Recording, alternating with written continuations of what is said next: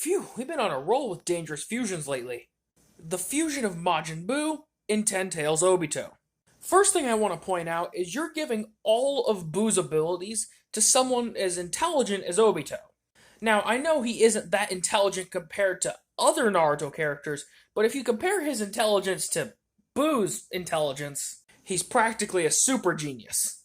With Buu's powers, he has almost limitless regenerative abilities, almost as limitless amount of magic at his disposal, as well as the ability to absorb people to make him stronger, or if he simply wanted to, he could use magic to turn his opponents into candy. On top of that, he would have his vast pool of Ten Tails chakra, plus the help of a Sharingan and Rinnegan. Now this next part I'm just coming up with on my own. Due to Buu's regenerative abilities, he'd be able to use magic to continually reproduce more truth-seeking orbs, so he'd have a limitless amount at his disposal. Interesting, a fusion of Android 18 and Android 17. This almost did happen in the Tournament of Power. The only reason it didn't happen is because we said that if you have a fused fighter in the ring, it risks 2 people being knocked out instead of just 1.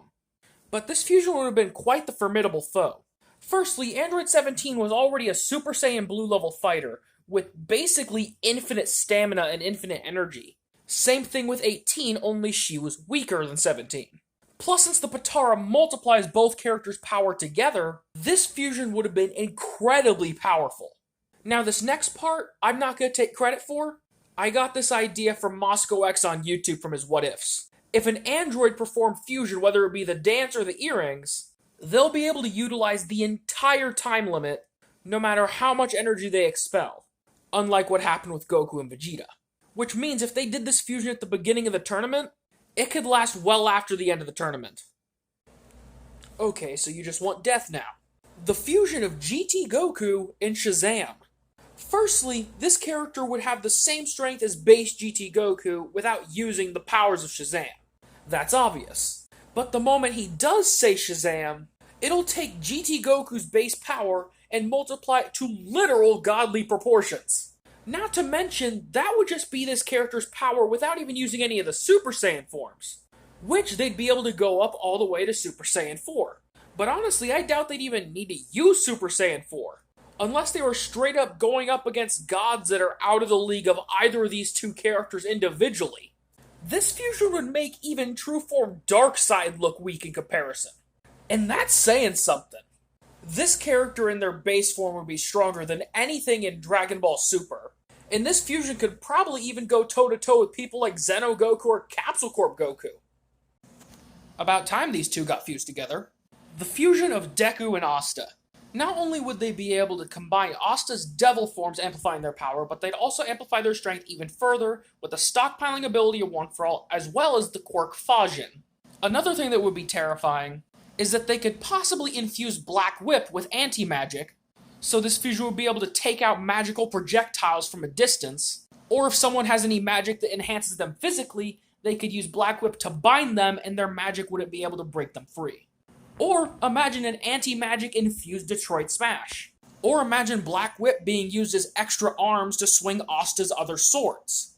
Plus, with Deku's strategic mind and pretty high intelligence, he could possibly be able to use anti-magic in ways Asta hasn't come up with yet. Phew, another powerhouse fusion. Firstly, since they're doing the fusion dance, speaking of which, that art is adorable, we're gonna go by the same power increase as the fusion dance does in Dragon Ball, of course. Firstly, you add the two characters' base power together, then you significantly amplify it. And whenever I hear significantly amplify, I think at least 100 times stronger. Could be higher, but this is more of an average estimate. It could be far higher. That means this fusion in their base form would be over 100 times stronger than base Asta and base Yuno added together. And obviously, they'd be able to stack both of their transformations together, which would boost this fusion's power to unforeseen heights. And since it seems to be a half and half situation going on, and I like to think of this similar to a Todoroki situation, where half of this fusion's body is using anti-magic and devil power, while the other half can use wind magic and use fairy powers. Quite honestly, this fusion could solo the Black Cloververse.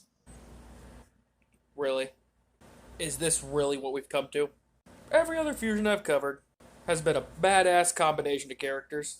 Meanwhile, this fusion is exclusively for fan service. So I guess, enjoy.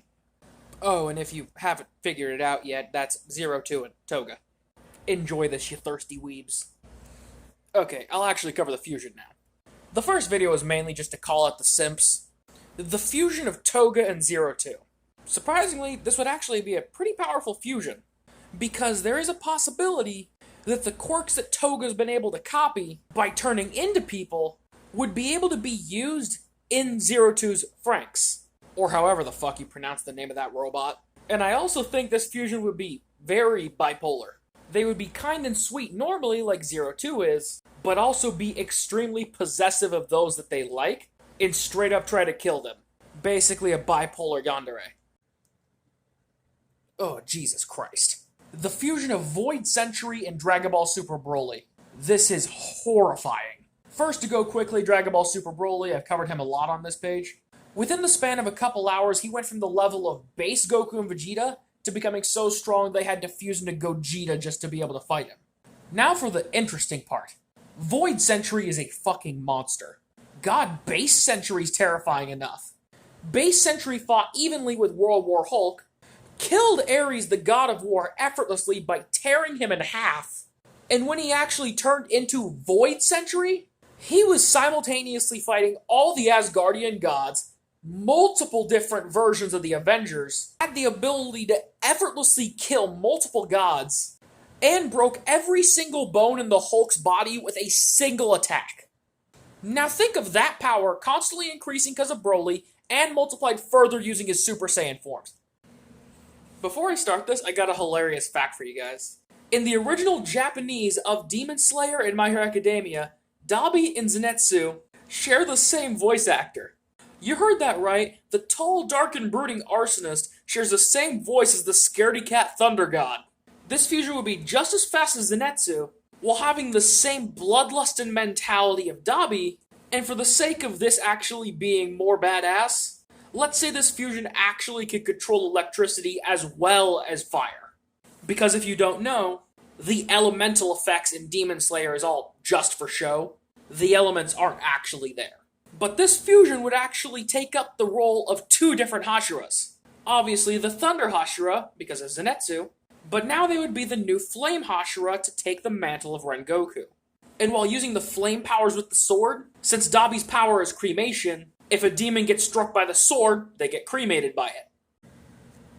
Holy crap. The fusion of Asta and Chainsaw Man. And you're seeing that correctly, the three places in which Chainsaw Man's chainsaws would be is where Asta's three swords are now. Meaning that when he transforms into this transformation, he doesn't have to alternate between his swords. Meaning he could utilize all three to their fullest potential without being wide open when he has to alternate between them. Also, this looks like a true demon. All the other devil forms Asta has, or any of the existing demons we've seen in Black Clover, look like harmless little cherubs in comparison. This thing looks like a true demon. And I actually feel bad for anyone that has to fight this version of Asta. Because even if Asta doesn't actually kill the demons, or even land any attacks on his opponents, just this fusion's presence would traumatize any human that ever fought him, and he'd be able to massacre any demon in his way. Well, Aizen better fucking run. Ichigo Kurosaki with the Spirit of Vengeance. A Ghost Rider who not only has the incredible power of the Spirit of Vengeance, but all the powers of a Quincy, a Hollow, and a Shinigami. This fusion's base form, without even breaking out the Hollow mask, would be capable of giving the strongest form of Aizen a run for his money, if not completely destroying him in combat. But despite how terrifying this is, it gets far scarier. Because Ichigo himself has one form in particular that is pure nightmare fuel. And I think you all know where I'm going. A Ghost Rider Vasto Lorde hybrid. Simply looking at this fusion would cause most enemies to give up out of pure fear. With the Spirit of Vengeance boosting Ichigo's power, he'd effortlessly be stronger than everyone in his universe. Their sons would be proud. The fusion of Bardock and Minato. I'm not sure what's more impressive, this character's strength or this character's willpower and determination to keep fighting. Firstly, Bardock single-handedly fought Frieza's army and still tried to fight Frieza himself, despite before he even started fighting Frieza's army, he had already damn near died against Dodoria. He then fought hundreds of Frieza's soldiers and still confronted Frieza, trying to stop him from destroying Planet Vegeta. And in the Bardock special, he was able to access Super Saiyan to take down one of Frieza's ancestors. And Minato, despite fighting Obito for an extended period of time, he was still willing to fight the full power of the Ninetales, the strongest of the nine-tailed beasts. And even though Kurama did kill him in the end, Minato got the last laugh because he sealed half of him within himself and the other half in Naruto. Meaning, if anything, the battle ended in a draw. So this fusion would never stop fighting. He would never give up. And when it comes to power, his base form would be Bardock's power times Minato's power.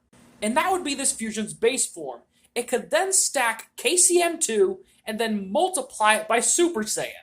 Not only that, but imagine Bardock throwing a flurry of punches and kicks, while also teleporting all over the battlefield using Minato's kunai. That way they could unpredictably attack you from any angle they wanted. The fusion of the two Dragon Ball Body Snatchers, the fusion of Goku Black, and Baby Vegeta.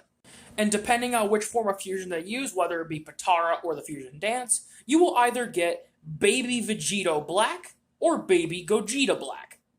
Not only would they be able to make any kind of weapon they want thanks to Goku Black's ki projections, but they would be just as capable as taking people over like Baby can.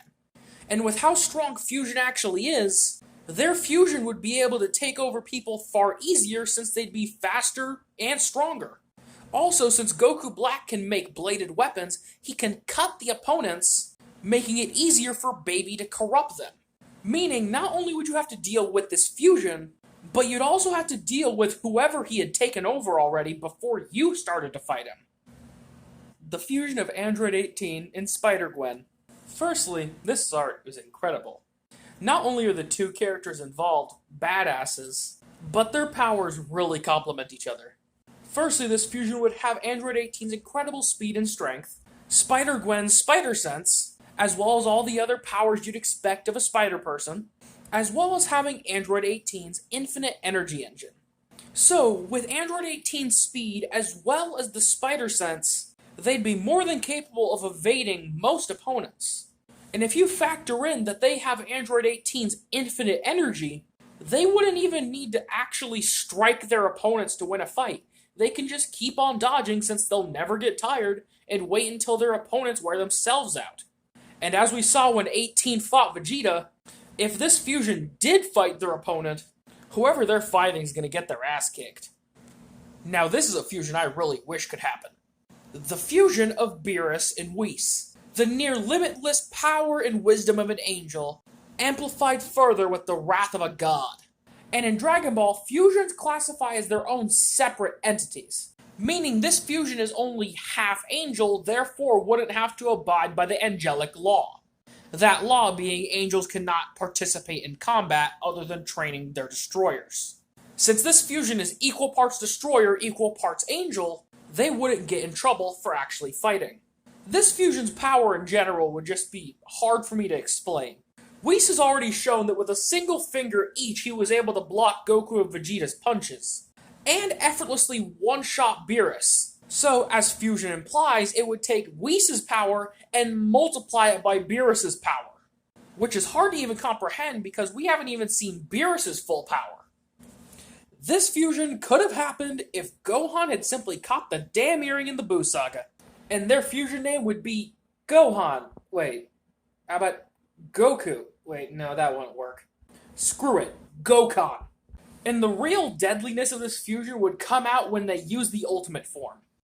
Because as you know, the ultimate form allows you to access all of your dormant potential and have it all come forth at once. And since it's a fusion of Goku and Gohan, this fusion's potential would be Goku times Gohan. Same with their base level of strength. Meaning this fusion using the ultimate form would be absolutely devastating. Not only that, but since the ultimate form doesn't drain any of your stamina to use it, we'd actually have a Potara fusion that could use the full 1 hour time limit of the Potara. Because if you actually look at it, no other Potara fusion in the entirety of Dragon Ball has lasted the full hour, outside of obviously the Kais. Now onto the next fusion. Obviously we have Goku and Gohan here, so it seems fitting I talk about Vegeta and future Trunks fused. And this is actually something that we've seen in Dragon Ball Heroes. And one thing about this fusion, it is devastating. Because think of future Trunks and Vegeta's mentality about combat. If you make Vegeta angry, he will go all out and beat the ever-living shit out of you. And Trunks is just known for not giving a fuck about power-ups or anything like that. Trunks just doesn't fuck around and get shit done. And I know, Vegeta tends to have the negative effect of getting really cocky during combat. But since it's a fusion, future Trunks' personality would cancel out the negative effect of Vegeta's cockiness. So just to let you know, if this fusion was ever sent out, you know damn well the job is getting done quick and efficiently. Plus, imagine the transformations. If we're using Zeno Vegeta in Time Patroller Trunks, and Vegeta has his new Limit Breaker Super Saiyan 4, which is just Super Saiyan 4 plus God Ki. But if this was Goku Black Arc Vegeta and Trunks, then they could combine Super Saiyan Blue with Super Saiyan Rage. Or if we use current manga Vegeta, Blue Evolution plus Force Spirit Fission plus Super Saiyan Rage, and with the combination of Force Spirit Fission and Trunks' ability to make the Sword of Hope, they could make multiple Swords of Hope. And if the sword ever runs out of energy, just use Force Spirit Fission, touch an opponent, take their energy to recharge the sword. Oh, and I also forgot to say the name of this fusion. It is called Vegix. I kinda like it.